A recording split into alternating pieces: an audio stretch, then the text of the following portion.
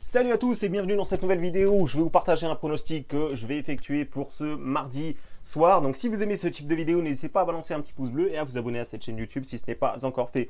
Juste avant de démarrer cette analyse, n'hésitez pas à me rejoindre sur Snapchat les amis, c'est là-bas où vous allez pouvoir suivre toute mon actualité, les différents pronostics publics que je mets, ou bien alors sur le Telegram selon ce qui est le plus facile pour vous. Sur Telegram, on sort de deux belles victoires, deux énormes victoires, une cote à 4,70 avec le Milan AC qui est passé, victoire de New York Knicks, donc ça c'était en VIP, ça passe et là je vais tenter d'enchaîner une troisième victoire consécutive avec vous sur YouTube, donc ça va être le match entre Elche et Alavés. Donc c'est un match très important pour les deux équipes et je vais vous donner les différentes informations à savoir sur ce match-là. Alors déjà Elche et Alavés, si on prend les deux équipes, c'est des équipes qui ont un niveau plus ou moins similaire, que ce soit au niveau du classement ou que ce soit au niveau du jeu. Il n'y a pas vraiment d'équipe qui est plus forte que l'autre ou pas, en tout cas selon moi.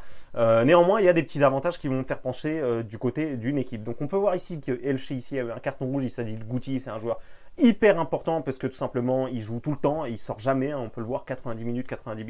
Donc ça c'est un gros problème pour Elche qui sera privé d'un élément très important. Mais de l'autre côté, on a également il y a également un joueur très important, Battaglia ici, qui est suspendu du côté d'Alavés. Donc ça fait deux joueurs importants, un du côté d'Alavés, un du côté d'Elche. Donc pour l'instant, on ne peut pas estimer vraiment qu'il y ait des avantages. C'est deux joueurs qui jouent vraiment très souvent. Donc on va aller se renseigner maintenant au niveau de l'enjeu pour que vous compreniez bien l'importance de ce match.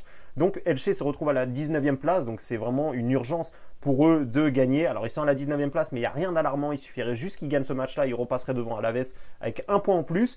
Donc Elche a encore toutes ses chances de se maintenir cette saison. Il va falloir qu'ils prennent ce match-là très au sérieux.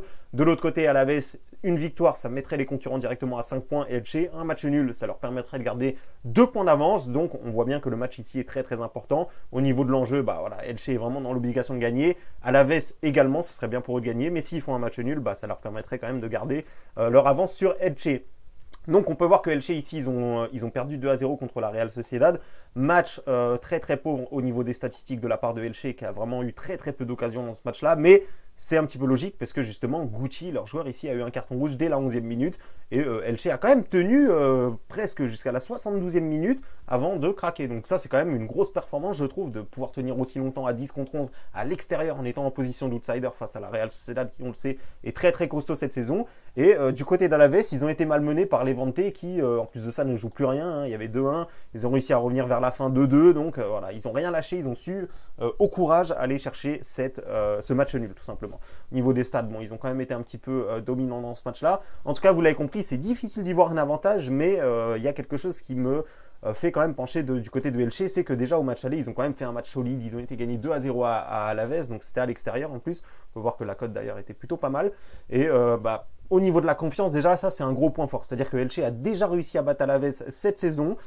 Elche également, très bon point positif, c'est que sur les 5 derniers matchs, déjà, ils ont joué des équipes pas évidentes et en plus de ça, ils n'ont perdu qu'un seul de leurs 5 derniers matchs à domicile. Et c'était contre l'Atlético et celui-là, je l'ai vu, j'ai vu la deuxième mi-temps et je peux vous assurer que Elche aurait pu ramener quelque chose, aurait pu au moins ramener le match nul parce que déjà, ils ont raté un penalty à la dernière minute, donc ils étaient vraiment à 2 doigts d'accrocher l'Atlético. Il y a eu une énorme occasion dans le temps additionnel, quelque chose d'immanquable qui a été raté par un joueur de Elche, donc vraiment l'Atlético qui a eu beaucoup de chance, ou plutôt Elche qui a vraiment manqué de chance sur ce match-là. Mais en tout cas, moi, il me laisse vraiment une très bonne impression. Il y a également eu une victoire contre le FC Séville. On sait que le FC Séville, c'est vraiment du très costaud. Très peu de gens arrivent à les battre cette saison.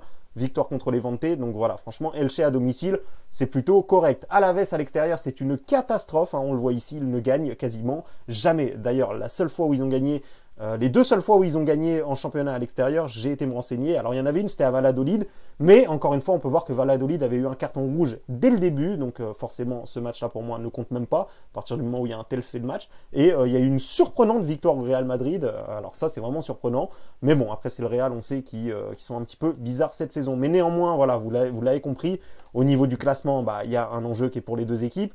Au niveau de l'avantage domicile extérieur, on va y arriver. Donc ici, on va se retrouver sur SofaScore pour que je vous montre un peu de plus près ces statistiques-là. Donc ici, vous avez les joueurs qui votent, les parieurs qui votent. Donc moi, je vais voter Elche parce que je vois une victoire d'Elche.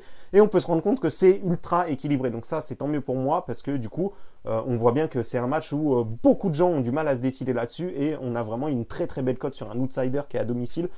alors que pour moi, ce match-là ressemble plutôt à un 50-50. Au niveau des confrontations face à face, Elche, il y a eu 6 confrontations, 4 victoires pour Elche, un match nul, une victoire de Alavés. Au niveau des entraîneurs, bah forcément, il n'y a eu que le match aller, donc l'entraîneur de Elche mène 1-0 dans les confrontations.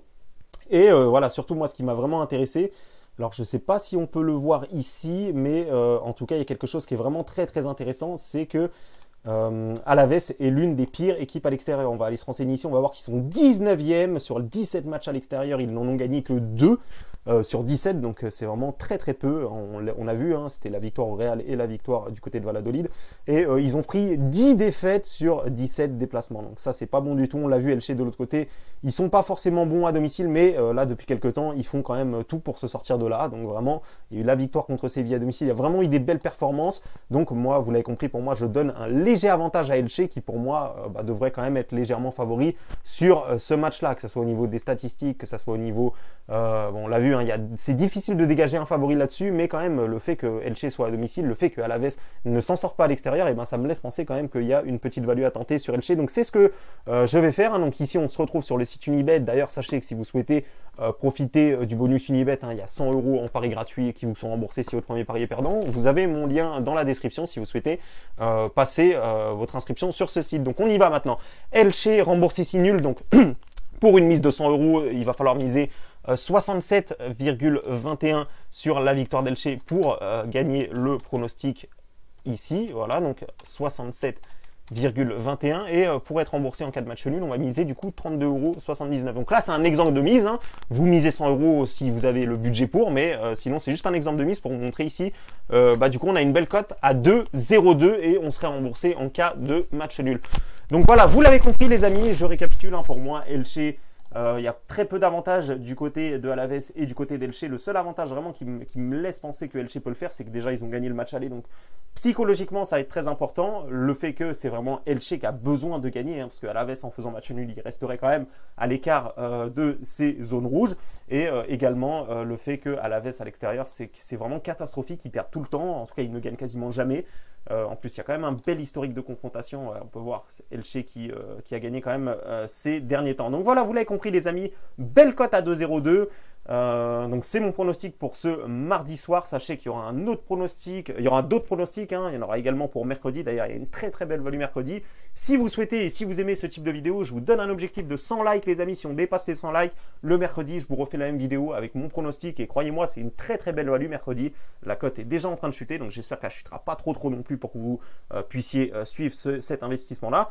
Et voilà les amis, je vous remercie à tous d'avoir visionné cette vidéo et je vous dis à bientôt